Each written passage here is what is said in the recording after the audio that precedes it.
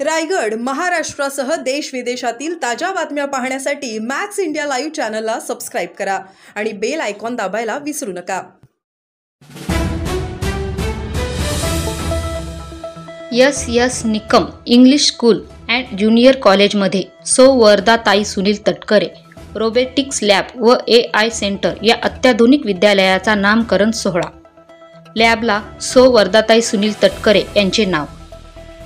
रायगडच्या माणगाव तालुक्यातील भादाव येथील S Nikam English school and junior कॉलेजमध्ये सौ वर्धाताई सुनील तटकरे रोबोटिक्स लॅब व AI सेंटर या अत्याधुनिक विद्यालयाचा नामकरण सोहळा खासदार सुनील तटकरे, मंत्री अदिती तटकरे, वर्धाताई तटकरे यांच्या उपस्थितीत पार पडला। यावेळी खासदार तटकरे यांनी उपस्थित सर्वांशी मनमोकळा संवाद साधला व सर्वांना दीपावलीच्या मनपूर्वक शुभेच्छा दिल्या।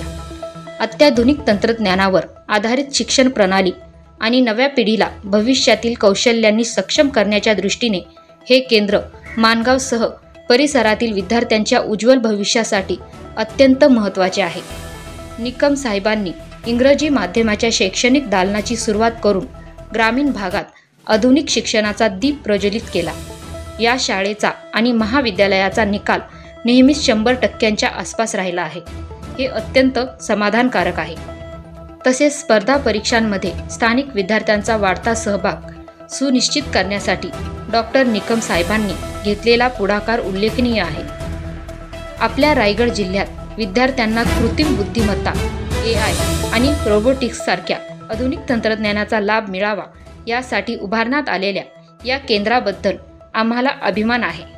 या लॅबला सौ वर्धाताई सुनील तटकरे यांचे नाव देण्यात आले याचा आम्हाला अत्यंत आनंद आहे, असे खासदार तटकरे म्हणाले।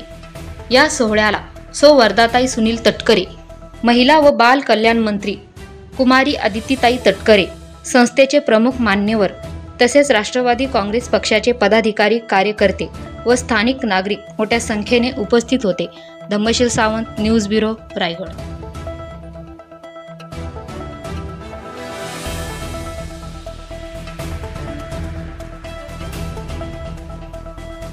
सर, काय सांगाल, आज या ठिकाणी शाळेला वर्धाताईंचं नाव दिलेलं आहे। गेली अनेक वर्ष वैद्यकीय सेवेमध्ये तमाम माणगावकरांना, रायगडकरांना सेवा देणारे डॉक्टर निकम साहेब यांनी अनेक वर्षापासून, अनेक दशकापासून इंग्रजी माध्यमाचं शिक्षण या सगळ्या परिसरामध्ये सुरू केलं। नवीन शिक्षण क्षेत्रामध्ये होणारे बदल आपल्या परिसरातील विद्यार्थ्यांच्यासाठी उपलब्ध व्हावेत असा सातत्यपूर्ण प्रयत्न डॉक्टर निकम साहेब त्यांच्या विश्वस्तांनी या ठिकाणी नियमितपणाने केला। अध्ययन देणारा अध्यापक वर्ग असेल, शिकणारे विद्यार्थी विद्यार्थिनी असतील, पालक असतील, या सर्वांनी त्या बाबतीमध्ये अतिशय उत्तम पद्धतीने समरसता दाखवली। आज AI सेंटर आणि रोबोटिक लॅब अशा पैचं आधुनिक तंत्रज्ञानाच्यासाठी आवश्यक असणारं शिक्षण पहिलीपासून 8वीपर्यंत विद्यार्थ्यांना उपलब्ध व्हावं असा अभ्यासक्रम आज या संस्थेमध्ये या ठिकाणी सुरू झाला। मी आभार मानतो की या संबंध आवाराला, या लॅबला, रोबोटिक लॅबला, AI सेंटरला त्यांनी माझ्या सुविध पत्नीचं नाव दिलं, त्याच्याबद्दल मी त्यांचा आभारी आहे। आणि ते नाव देत असताना मी आणि त्याने एक ऋण व्यक्त करतो की गेले 44 वर्ष मला माझ्या पत्नीने साथ दिली। सुसंस्कृत मुलांचं संगोपन करत ते आज समाजकारणामध्ये वावरत आहेत। त्याच्यामुळे नाव दिल्यामुळे एका परीने इतक्या वर्षाच्या सेवेचा एक तऱ्हेचा आदर त्या निमित्ताने झाला आहे असं मला नक्कीच त्या ठिकाणी। सर, शिष्यवृत्ती आणि फेलोशिप देण्याचा देखील स्तुत्य उपक्रम आपण या ठिकाणी घोषित केला।